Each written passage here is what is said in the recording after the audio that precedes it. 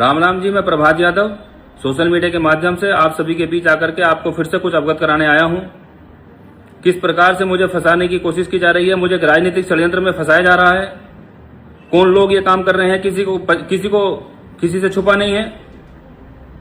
आज किस प्रकार से उस महिला के ऊपर दबाव बनाया गया होगा, डराया धमकाया होगा और जबरन उनसे ये चीज लिखवाई होगी, ये बात किसी को बताने की यहां पर आवश्यकता नहीं है। जो काम मैंने नहीं किया वो सभी आरोप मेरे ऊपर लगवाए गए और किनके द्वारा लगवाए गए ये सब लोग जानते हैं। केशव चौधरी ने फर्जी तरीके से किस प्रकार से वीडियो बनाई, कैसे कैमरे लगाए घर के अंदर और उन घर के अंदर की बनी हुई वीडियो को एडिट करा, एआई से उनमें क्या क्या काम किया, यह सब जांच में एकदम सामने आ जाएगा।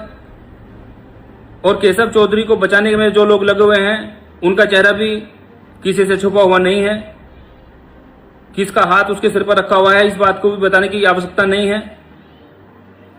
लेकिन मैं एक बात बिल्कुल क्लियर कहना चाहता हूं, सारे तथ्य सारे सबूत अब मेरे पास हैं।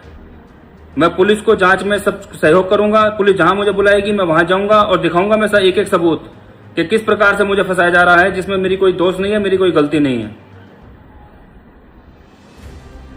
दूसरी बात कि महिला चिकित्सक के टोटल अकाउंट, फोन पे की हिस्ट्री, गूगल पे की हिस्ट्री, इवन उनके स्वर्गीय पति की डॉक्टर सचिन के भी सारे अकाउंट की हिस्ट्री पुलिस जांच में जब पता करेगी तो उसमें दूध का दूध पानी का पानी हो जाएगा कि कौन कौन लोग थे, किन किन लोगों के अकाउंट्स में उनके द्वारा पैसे भेजे गए या कहां कौन किन का लेन देन था।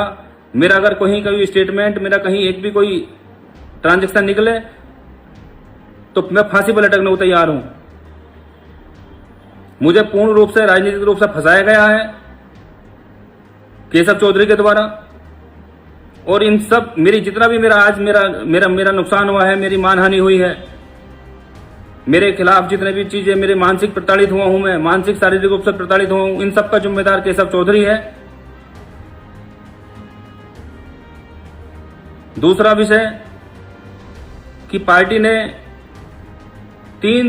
मुझे पता चला कि पार्टी ने 3 लोगों की कमेटी बनाई है और 3 लोगों की कमेटी जांच करेगी। जांच करने के बाद जो दोषी पाया जाएगा उसे दंड मिलेगा। तो ऐसी क्या मजबूरी आई बिजनौर जिलाध्यक्ष के सामने कि उन्होंने आनन फानन में बिना किसी जांच के, बिना किसी पूछताछ के, ना मेरा कोई बयान हुआ, ना मुझसे यह पूछा गया कि क्या तुम इस दोष में संलिप्त है नहीं है, और आनन फानन में मेरा निष्कासन किया गया जो पूर्ण रूप से राजनीतिक साजिश के तहत हुआ है।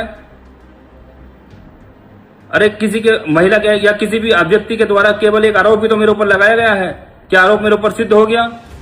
कम से कम मेरी एक बार मेरे से पूछा तो गया होता। आप लोग तो पहले से ही मुझे निकालने के लिए तैयार बैठे थे और आप लोग चाहते नहीं थे कि मैं पार्टी में रहूं। पहले दिन से आप लोग मेरे खिलाफ थे।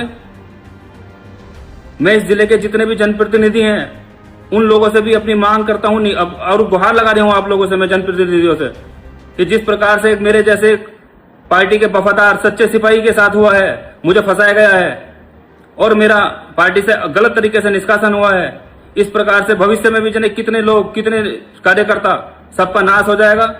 तो आप लोग प्लीज आगे आइए। आगे आकर के, मैं ये नहीं कहता मेरी मदद करो, लेकिन मैं इतना जरूर कहूंगा कि आगे आओ। आगे आकर के इस पूरे दूध का दूध पानी का पानी होना चाहिए। किसने अपराध किया है इस बात को क्लियर होना चाहिए। पुलिस प्रशासन से भी मैं एक बात कहना चाहता हूं कि मुझे आप जहां बुलाओगे मैं जाऊंगा। आपको मैं 100% आप कहोगे मुझसे, जिस बात को भी मुझसे कहोगे मैं सबूत के साथ आपके सामने पेश होऊंगा। मैं कहीं भागने वाला नहीं हूं, मैं दोषी नहीं हूं जो मैं कहीं भागूंगा।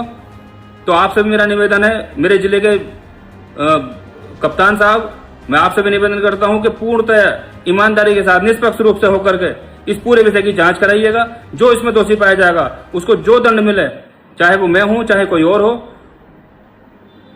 माननीय योगी जी की सरकार है, कोई किसी को झूठा नहीं फंसा सकता। मेरी पूर्ण उम्मीद, पूरी आशा है और मैं उन्हीं की पार्टी का सच्चा सिपाही हूं।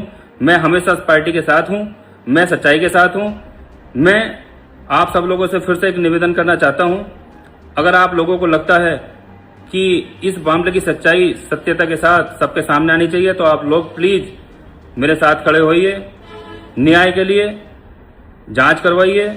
सब लोगों से इसी निवेदन के साथ मैं अपनी बात को यहीं पर विराम कर रहा हूं और एक बार फिर से कहता हूं कि मैं निर्दोष हूं, मुझे फंसाया जा रहा है। आप सब लोग मेरा सहयोग करें, बस यही बात कहने में यहाँ आया था। राम राम।